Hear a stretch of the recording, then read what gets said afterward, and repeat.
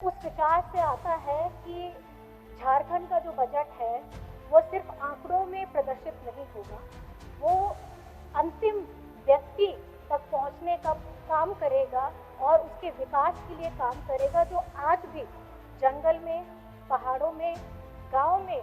पूरी अपनी मेहनत के साथ अपना जीवन यापन कर रहा है। मैं जब सामने से हमारे विपक्ष के वरिष्ठ लोग इस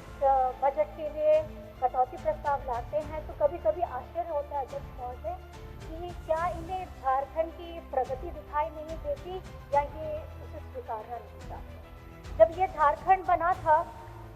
और बनने के बाद जब हमारी गठबंधन की सरकार इस जिम्मेदारी को संभाली थी, उस वक्त झारखंड का कुल बजट हमारा 86,000 करोड़ था, जो आज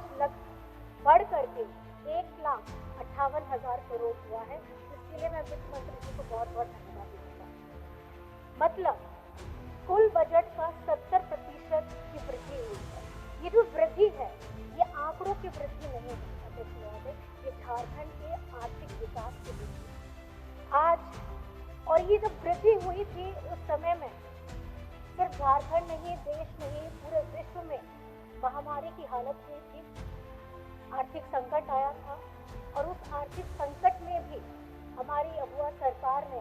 अपने झारखंड के लोगों जो